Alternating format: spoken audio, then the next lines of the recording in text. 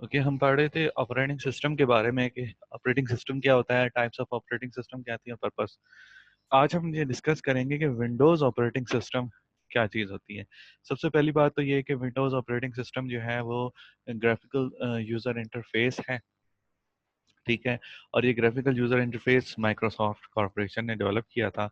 सबसे पहले जो विंडोज़ की सीरीज़ आई थी वो विंडोज़ 3X सीरीज़ कहलाती थी।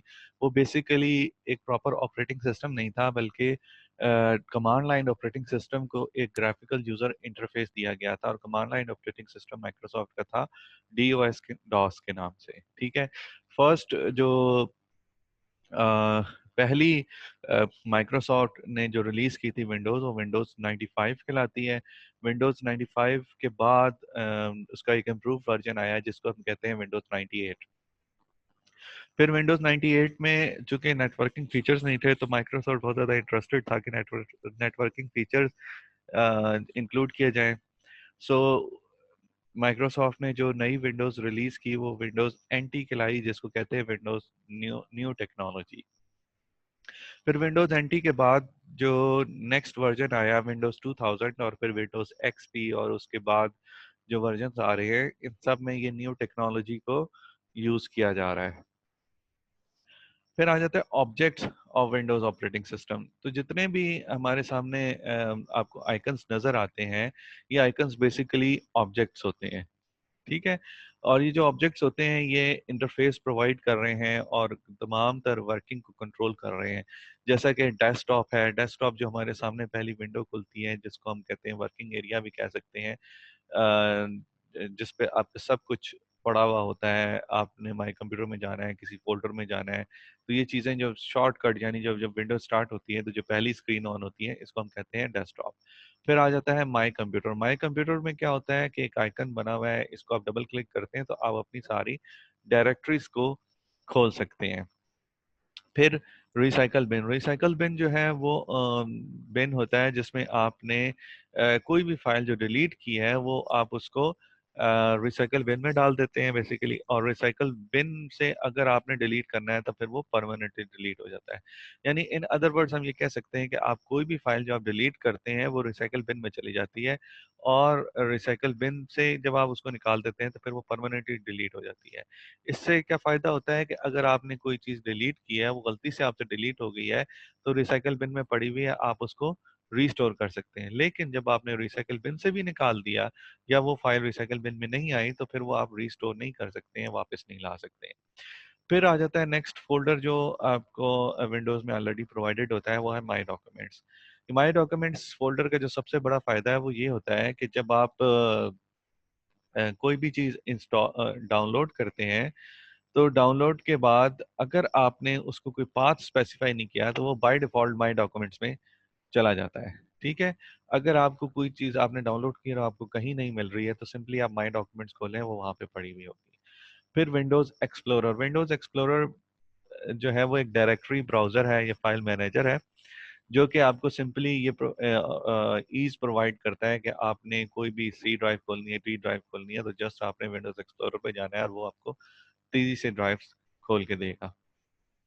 फिर इंटरनेट एक्सप्लोरर जो है, इंटरनेट एक्सप्लोरर से क्या होता है कि इंटरनेट एक्सप्लोरर आपको इंटरनेट एक्सप्लोरर आपको जो है ना ब्राउजिंग प्रोवाइड करता है। यानी कि आपने इंटरनेट पर जाना है, कोई भी वेबसाइट्स वगैरह खोलनी है, तो जो बाय डिफ़ॉल्ट आपको विंडोज़ की तरफ से प्रोवाइड किया जा रहा है ब्राउज़र, उसको हम कहते हैं इंटरनेट एक्सप्लोरर।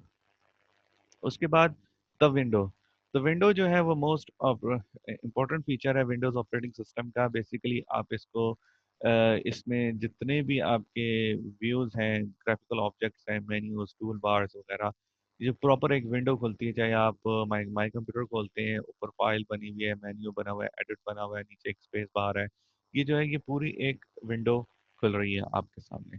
फिर कंट्रोल पैनल से आप क्या करते हैं, तमाम तर अपने जो टास्क हैं, एडमिनिस्ट्रेशन के टास्क हैं, कोई भी डिवाइस को मैनेज करना है, हार्डवेयर को इंस्टॉल करना है, सॉफ्टवेयर इंस्टॉल अनइंस्टॉल करना है, तो वो सारा कंट्रोल पैनल के थ्रू होता है।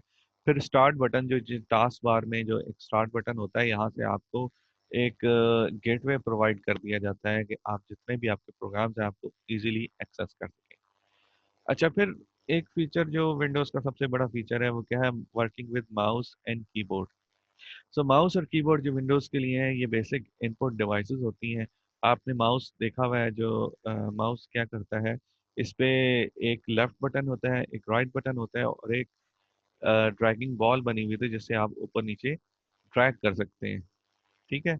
आपके जो ज़्यादातर इवेंट्स होते हैं वो आपके लेफ्ट क्लिक से होते हैं। आप लेफ्ट क्लिक से डबल क्लिक करते हैं, आप एक किसी चीज़ को सिलेक्ट करते हैं तो लेफ्ट क्लिक करते हैं। जब आप राइट क्लिक करते हैं तो आपके सामने एक मेन्यू बार से एक ऑप्शन से खुल जाता है। जैसे मैं अब यहाँ पर अगर मैं राइट क्लिक करूँ तो ये मेरे सामने एक सेलेक्ट टूल, हैंड टूल, एक मेन्यू खुल गया है। और फिर मैंने अगर इसमें से किसी एक को सिलेक्ट करना है तो मैं लेफ्ट क्लिक करूंगा तो सिलेक्ट हो जाएगा। और इसी तरह जब मैंने ड्रैग किया तो जो पेज है वो ऑटोमेटिकली ऊपर जाना शुरू हो गया। ठीक है। अच्छा, उसके बाद फिर आ जाता है कीबोर्ड इवेंट्स। कीबोर्ड इवेंट्स में क्या है, आप कीज को प्रेस कर रहे हैं तो हर की को जब आप प्रेस करते हैं तो एक एक्शन जनरेट होता है, एक इवेंट जनरेट होता है। ठीक है। और वो इवेंट दो किस्म के हो सकते हैं, की अप या की डाउन। ये जो है कंप्यूटर को बताते हैं कि आपने किस टाइम पर एक्शन लेना है।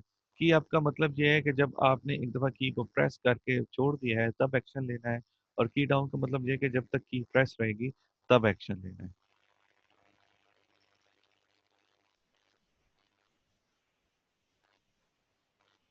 अच्छा, अब आ जाता है फीचर्स ऑफ विंडोज।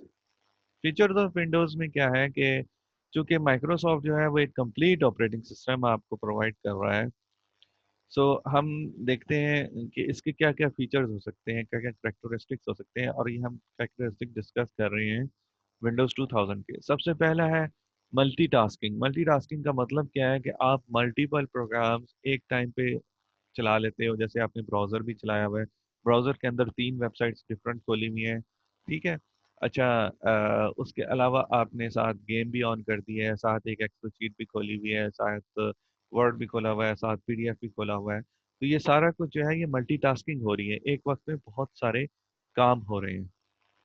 अच्छा, फिर उसके बाद आप मल्टी प्रोसेसिंग भी प्रोवाइड करता है कि अगर आपके कंप्यूटर में दो प्रोसेसर्स लगे हुए हैं तो जो ऑपरेटिंग सिस्टम है वो ऐसे एग्जीक्यूट करेगा कि दोनों प्रोसेसर के दरमियान काम को डिवाइड कर देगा, जिससे आपका काम जो है वो जल्दी हो सकता है। ठीक है।